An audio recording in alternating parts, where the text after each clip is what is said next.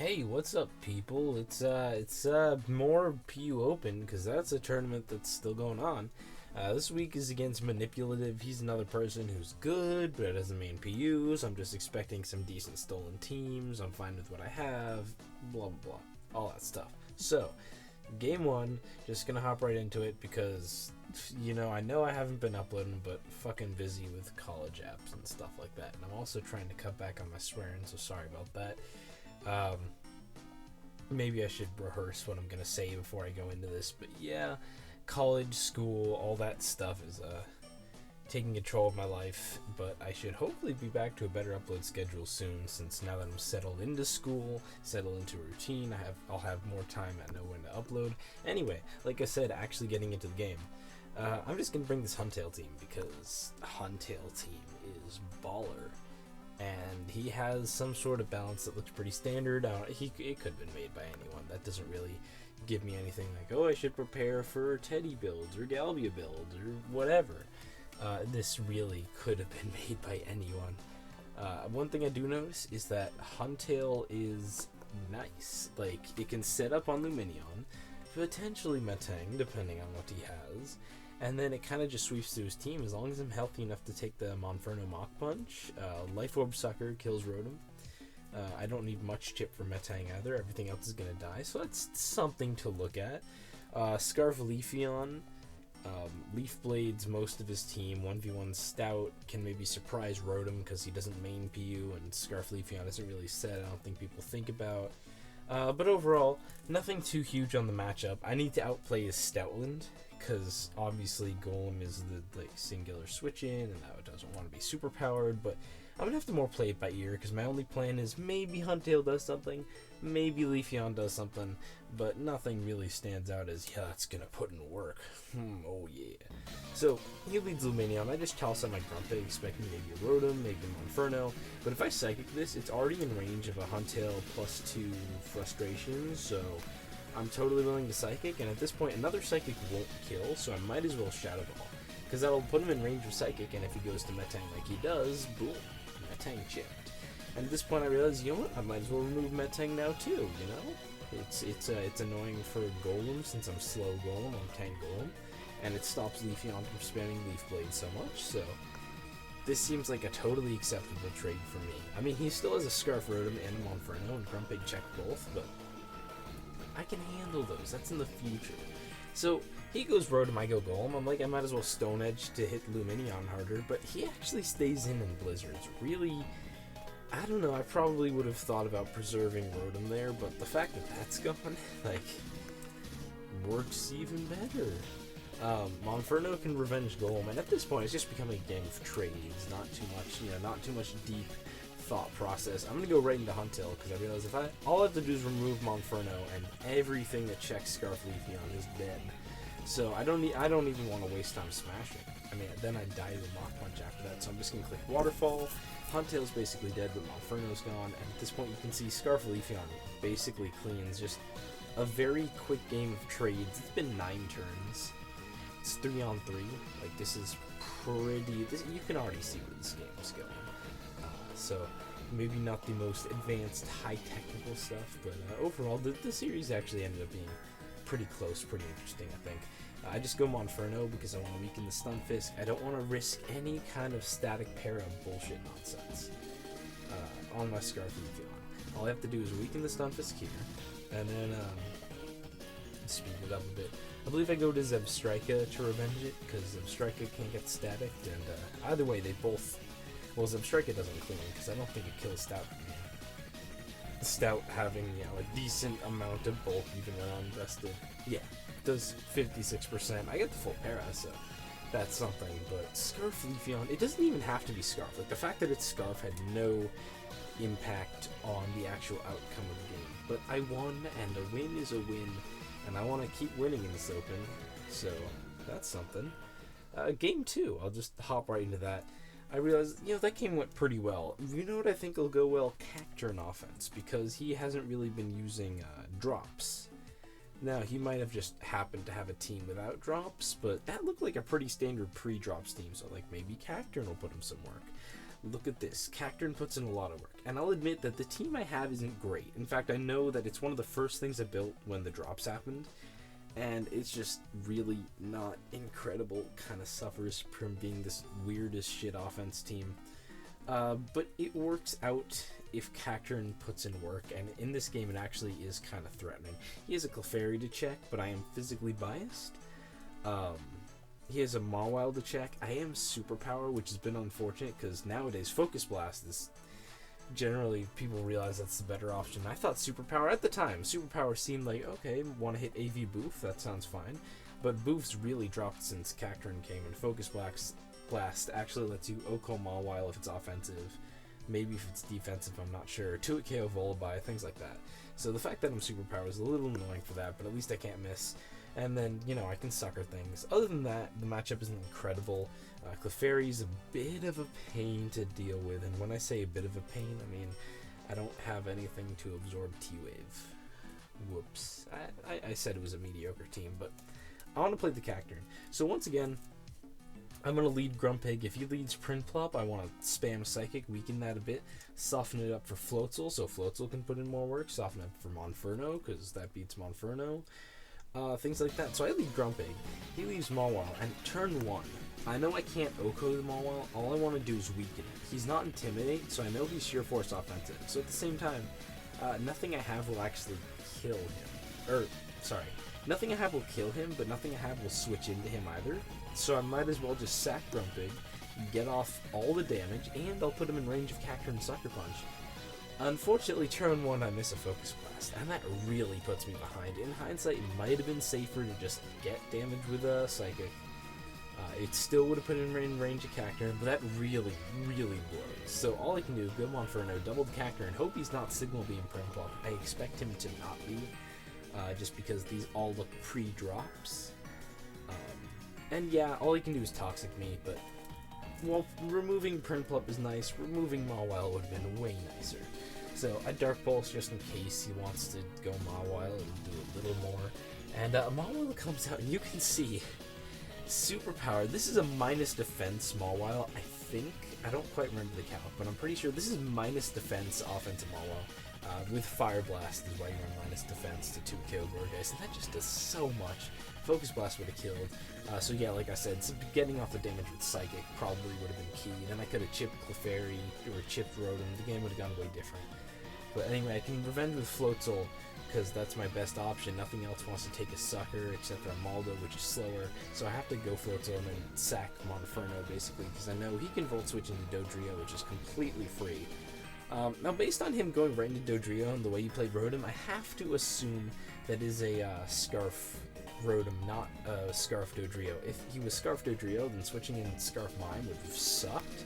But fortunately he's not, and because I'm Psyshock, because now you want to hit Muck harder, I'm actually able to 2-hit KO Trapinch without having to deal with trapping bullshit. Unfortunately, this be where the game gets dumb. So you see, my win condition here is Scarf Mime. It can outspeed and kill Dodrio, that's not a problem. It can beat Rotom one-on-one, but I want Rocks, because without Rocks, Psyshock is not a guaranteed 2-hit KO. It has like a 7% chance. Or maybe it's a 0.07% chance, I don't remember. It's pretty small, so I want Rocks, and I need Clefairy Weaken. Fortunately, this is a Rocks knockoff Armaldo. Everything I could need on one set. So I go Armaldo as he T-Waves, and I'm like, okay, please let me set up. Don't go right into Dojo or anything. He sets clicks Calm Mind as I get on my Rocks. And this is where he clicks Moonblast, and I get full parried. It's fine, I can still deal with it. No, he clicks Moonblast. And I'm going to be full parried, and I'm not going to get to knock off, and that's going to cost me the game. Floatzel won't be able to weaken a Fizz Def Clefairy. Now, whether I had the win, I'm not sure. I would have had to go Floatzel to take care of Clefairy. And the thing is, Banded Dodrio's Quick Attack, plus whatever hit Rotom gets off, would have been able to kill mine. So I would have been forced to Focus Blast with Mr. Mime in order to OHKO Rotom after Stealth Rock. Like, the scenario would be Floatzel kills Clefairy, but it's paralyzed and weakened. So he goes Dojo, clicks Quick Attack twice, as Mr. Mime has to hit 2 Focus Blasts. So my win definitely wasn't assured, but it was a hell of a lot better of a chance. 51% much better than actually trying to rely on, critting the Clefairy with a paralyzed Floatzel. I actually never calced Banded Quick Attack. I doubt it OHKO's mine, but I have no idea, so if that was the case, then he had to win anyway. But what I'm trying to say is that kind of sucked, and I wish I didn't miss my moves or get full parried, but that would have been the theoretical outcome of that not happening. I still had to hit 2 Focus Blasts, so unfortunate game, but not terrible. And I felt going to game 3, I still had a good read on him. I want to bring drops, and that's the strategic plan for the day. Bring drops when people aren't prepared for drops. As you can see, game 3, he still has no drops. That looks like a pretty pre-drop balance team. He has Swanna, and I don't know whether it's offensive or defensive. Nowadays, don't run defensive Swanna. We have Pelipper, hello? But because it was pre-drop, still could be defensive. I don't really know. What does stick out to me is Muck. Curse Muck can power through Stunfisk? Maybe. I honestly haven't done calcs, and I didn't do calcs during the game. I don't know, but if he's Earthquake Stunfisk, which is a mediocre set, but I've been seeing more of that because it does more to Mr. Mime and Chinchou and maybe a couple other things, Muck can totally curse through that. And if it's Earth Power, I don't know. It probably does like 33%, so the Stunfisk has to wait for Spadef drops. But other than Stunfisk and then maybe Mr. Mime, Muck just curses through his whole team, no problem. So definitely want to use that Crow Muck. Other than that, nothing too big stands out. I'm a Specs Mime, which might be nice to lure. Gourgeist comes in, thinks it can take a Scarf Psyshock. I'm like, nope, Specs lol. But leading off, he just tossed out Stunfisk. I just tossed out Probopass. It's a pretty safe lead. I just want to Earth Power and chip the Stunfisk for Mr. Mime to KO it, but he actually goes right to Swanna. I'm like, Swanna can't OHKO me. I am totally fine with this trade. Probo, it's nice, but it's not too useful, especially since he is both Mime and Rotom, and what I'm seeing nowadays, that probably means Scarf Rotom, non-choice Mime with Focus Blast, which is going to invalidate Probopass checking that. So I volt into Mr. Mime, he sends out Floatzel. I have to assume it's just physical, maybe Band, maybe Life Orb, go Prinplup, it's Life Orb, so you know what? I have the check, I'm fine against that for now, and I can just throw out my Stealth Rock, because guess what, he has no defogger. I actually yawn first, just because I don't want to give Rotom, I don't want to make him comfortable.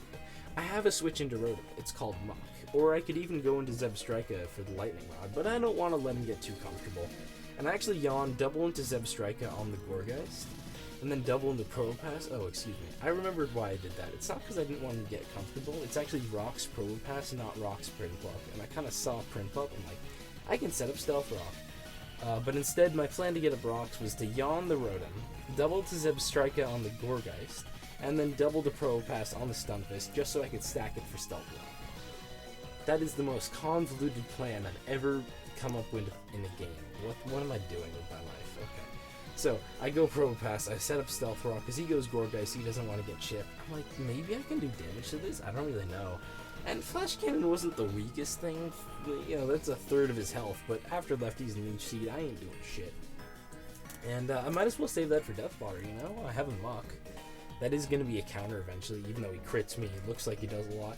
Muck is still going to be able to beat this by cursing it up. He actually goes right to Stunfisk. I think I just Poison Jab, hoping for the Poison Touch, because that'll make it a lot easier to beat him. It's like a 50 or 60% chance to Poison, so yeah. Stunfisk is weakened. I can now pressure it better with Specs Mime, with Stoutland. I go Mr. Mime, because I'm like, I can eat up whatever hit, and he's probably clicking rocks anyway, and now I can just get a kill. Gleam does a lot, and he is actually Earthquake Stunfisk, which is just...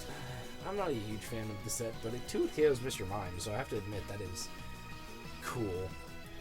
And Earth Power is not that strong anyway, so whatever. Floatzel comes back out. I still want to save Mr. Mime. Still want to keep it just because maybe Gourgeist could pose some kind of problem, so I go right to Prinplup as he makes a good play in Frustrations. I can't really touch this. He's free to click HP Electric, and unfortunately I just can't do damage back. I could have yawned. I end up scalding, because if he stays in, I'll be in Torrent range, that'll do a lot. And he is in range of Stealth Rock, which means all I have to do is click the Zebstrika button, and this Floatzel is not gonna be bothering me anymore. As you can see from my team, though, his non-choice mine could end up posing a bit of a problem, because I honestly never had any counters to begin with, and the rest of this game is basically me trying to play around that. That's going to dictate all my moves. So I sack Probopass because I don't want to go Muck. Don't want to risk Muck because it may become the only thing I have for Gorgas. Then I go Stoutland because I'm like, I can trade with Stoutland and it's going to die to a Life Orb Mine Focus Blast anyway, so that's the most expendable thing. So I click Frustration, 2-hit KO Gorgeist. That's his least useful thing right here, as in he has to win with a Mime Rotom offensive core. So the Mime comes out. I'm like, okay, you can click Focus Blast. Let me just get a little Life Orb chip. I'm going to go to Mr. Mime, I can eat that, and I'm not Scarf, so, but maybe I can win a Speed Tie. That'll make things easier. I don't win a Speed Tie, he misses, I don't get the Life Orb chip, but it doesn't really matter. I can go right to Zebstrika, and I'm free to just Volt Switch right back out into Stoutland, you know? Gotta Death Fought or something.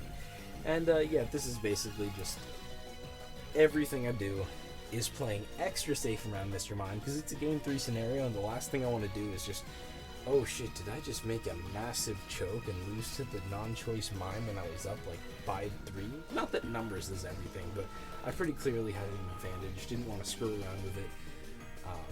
And we come into a situation where the last mon is the Muck versus the Rotom. Zebstrika isn't going to help, and fortunately Curse Muck is able to eat up everything Rotom wants to do, and more. So, I'm glad I actually preserved that and didn't, sack it to the Mime. Just keeping it safe. The game actually goes on for a little bit because he blizzards and he hopes for maybe some kind of crit at some point that might get him to power through, but he would have to get multiple crits while I don't rest up. Like, he blizzards twice, I'm gonna wake up and rest here, so he'd have to have gotten 2 crits. And it's just not gonna happen, but overall, pretty close series versus Manipulative. Yeah, here's where he forfeits, because it's like, I'm not winning this, I'm almost out of PP anyway. Pretty close series.